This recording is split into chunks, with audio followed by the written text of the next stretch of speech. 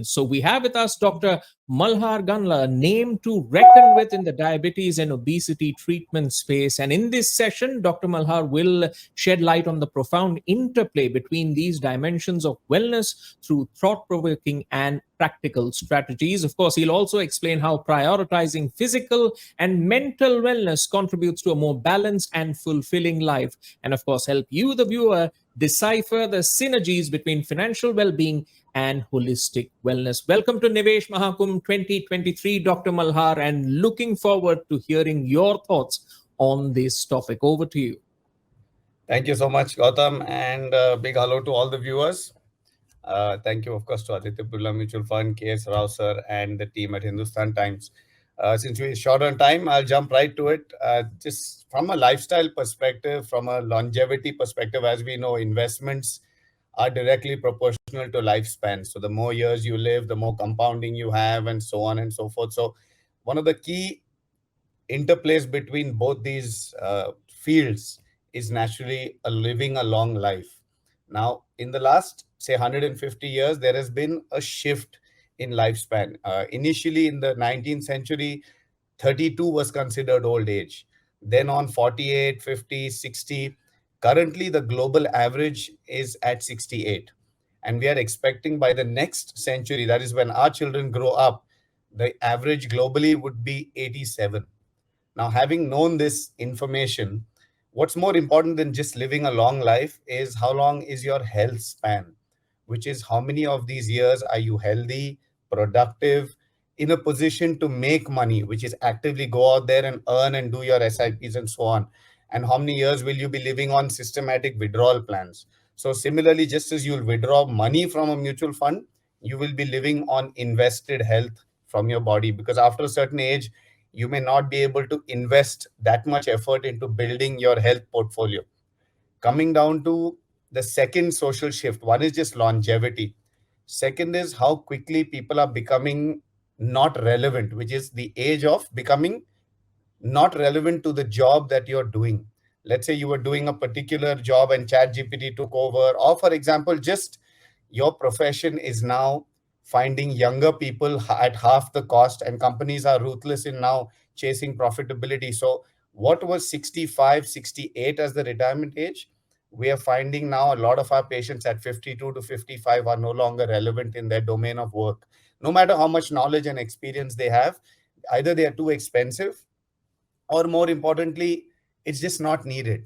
So the question that comes down to it now is, knowing that your retirement age is getting shorter, your health span is getting shorter, which is the onset of lifestyle disease such as diabetes, blood pressure, hyperlipidemia, and other renal conditions are developing. We are seeing patients as much as 35, 45 in the IT sector. Unfortunately, due to the pressures, we're seeing an early onset of these illnesses. So the health span is getting shorter, yet thanks to modern medicine, sanitation, emergency medical care, the lifespan remains 87. So the years of life spent under disease and disability is broadening from a current average of 8 to almost 25. So I am anticipating that in the next generation, which is our children, they will live almost 15, 20, 25 years, where they will have steadily increasing complications with medicines, with dependence on family, doctors. So it's a double-edged sword here. There's a double whammy which is playing out right in front of our eyes. Now, how do we counter this? Now, just as there's an investor in all of us, and by investor, I mean the noun investor. When you invest, you choose your asset class, you go out there, you find your comfort zone, you learn the science, you start investing, you play out for the long run, and so on. There is an athlete in each of us. So for us, all the diabetics, all the obese have to find their inner athlete. They become diabetes. When that athlete in you is alive and kicking, well into your 60s, 70s, 80s, you keep investing in that identity. You keep building on it. You keep trying to get faster. You keep trying to get more efficient. And over a period of 20, 25 years, as you have invested from 35, 40, just the way you start your SIPs early, you keep investing in your athletic portfolio. So you can be a swimmer, a cyclist, a runner, a gymmer, a yogi, whatever it is that suits you. But the foundation of fitness will always be strength, stamina, and flexibility. These are the big three. You will not find an athlete who doesn't have all three. And all of us have an inner athlete. So if you do a little bit of yoga weekly, you do a little bit of cardio weekly, and you throw in the resistance training weekly, you will keep your baseline above, which is aging inflation. You will be able to counter the side effects of aging. Aging is nothing but what is called in lifestyle medicine ODTAA. ODTAA stands for one damn thing after another. That's aging. You will just keep having one. The stack will keep happening. Initially, there will be weight gain, then there might be a diabetic diagnosis should your genetics provide it. Then you may move on to something else, something else. So, metabolic syndrome is broad spread. By the time you're about 50, 52, you may be on 3 tablets. By the time you're 60, you'll develop complications. So medically, 65 was supposed to be old age with another 7 to 8 years of so-called disease and disability. But now we are going to see that the onset will be 55 to 60, living out 30 years with disease and disability. Now, just the financial cost of it aside, besides the fact that you have retired earlier, your investments have to keep pace with all that. Assuming 25% of your spending is going to now go towards insurance, and for that matter, even disability care, disease care, physiotherapy, so many other things, allied paramedical fields. So all this, given this information, I think it becomes very important that we not just invest in the financial vehicles, but explore all the possibilities that we have proactively to become athletes. Your body needs an identity. You can't just keep chasing after something goes wrong, you can't keep fighting it.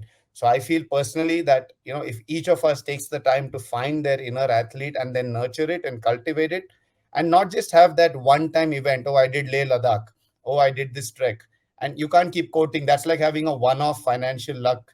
You sold something, or you made a random amount of money in certain investments, but that's not going to work in the long run. Similarly, in the athlete thing, running one marathon is not going to cut it. There has to be an SIP there. So weekly portfolio of strength, stamina, flexibility, combined with, of course, rationality in eating. We can't say that eating will always be under control in an upper middle class existence. Eating out twice or thrice has become normal in a week, but yet some amount of sensible eating has to start kicking in as you get older. Okay, so that's where I'm coming from for this time limit. And No, you have shared some views which have already been echoed a lot yeah, during the course of some of our conversations, especially as you mentioned, life throws one damn thing after the other.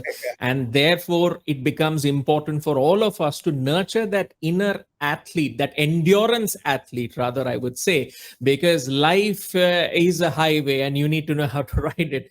And as you mentioned earlier, while we looked at retirement as a post 60, 65 phenomenon, unfortunately, due to a host of lifestyle issues, in a sense, you have started preparing for it when you're 50, 55, because you might be battling with some of the effects of lifestyle diseases which come about. So you need to plan yourself financially as well. But one aspect I want to get your viewpoint on, Dr. Malhar, is that when things are going slow and steady, it's fine. You can sort of tell your inner athlete to keep up pace and be disciplined. The issue comes when challenges come about, and financial challenges. When we look at it, it can be a job. Say tomorrow chat GPT comes and say your job's going away, or in a sense there are financial setbacks which happen. How can the challenges which impact mental and physical well-being, how can they be dealt with, and what steps can individuals take to mitigate their effects? Are there any specific say financial practices or habits that promote better overall well-being, and if so, how can individuals sort of integrate them into their daily lives? more importantly is finding a strategy that works for you, what's comfortable given your mind and physical space. A lot of things people tend to copy a lot of people and get like, he's running a marathon, I want to do it. He's doing stocks, I want to do it. I think finding what works for you, and I've seen those who age gracefully stick to their strategy, which is basically what lets them sleep at night. And I think lots of longevity is linked to that 8 hour nap. So if you're not able to sleep at night, that strategy is not for you. So chasing disproportionate returns, disproportionate events, which, let's say you want to run a marathon, your body is not built for that. So I think a lot of things which which is basically coming out of FOMO, fear of missing out, And more than FOMO, I find FOBO more worrying in our space, which is called fear of better options. So most people have decision paralysis simply because they feel, oh, what if something better comes along? So you're always a spectator. And by the time you jump into the ring, you're already at an age where, you missed the bus essentially. So for me, from my perspective, I feel not constantly, because they're like you said, so many of the speakers I heard said there will be like 2019-20 was a bad year, 2007 was a bad year. Unfortunately, in the health space, you have no idea when it's going to be a bad year. So it's just going to come hit you like a Mack truck and carry on. So you have to have a strategy to deal with adversity, physical adversity, and a proportionate, reasonable response to these situations, not a disproportionate response where you become a victim of the situation, saying, it'll takes me 2 3 years to get out of that. How did it happen? Why didn't you do a lot of post-mortem analysis?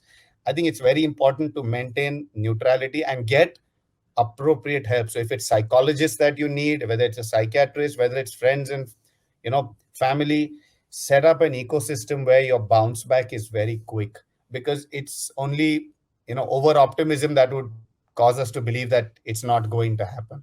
It's going to happen. So Hmm. I feel having an ecosystem in place which prevents you from going too much down, just quickly buffers you, gets you back, gets your head above water, but you stick to your strategy. Don't suddenly jump ship into, like, if you're playing tennis and it's working for you, you're doing your mutual funds, it's working for you. Suddenly you see, oh, it didn't affect the property market. Let me solve all my funds and go buy property now.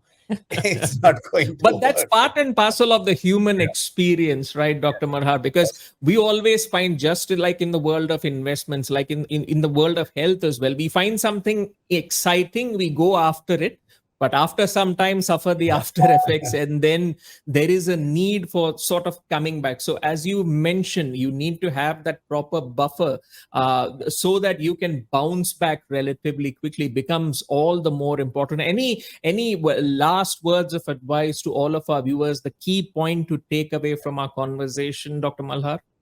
My key advice would be, as in the words of Elon Musk, he always says that in every situation, figure out the right questions to ask. I think a lot of us have a lot of experts, consultants in our lives, but we ask them the wrong questions.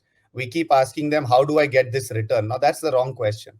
The right question is, what should I invest today so that my future is secure? He knows the answers. The hard part is figuring out the right questions. The harder part is listening to the answers. Because to me, a lot of people come to us and say, I do this. Now you sign here. This is correct. But it doesn't work that way. So you should allow experts to disagree with you and take professional help as and when you develop, the need for it. But learn. I think it's a long journey, and learning the art and science of maintaining your health and nurturing that athlete is a process. It's not an event. So I think people have it, just as investing is not an event, it's a process, right? So figuring out what works for you, number one, getting professional help once you figure that out, your risk profile or whatever, and then moving on and sticking to the strategy, I think, is the higher order bit there. An investor education and awareness initiative of Aditya Birla Sun Life Mutual Fund. Mutual fund investments are subject to market risks. Read all scheme related documents carefully.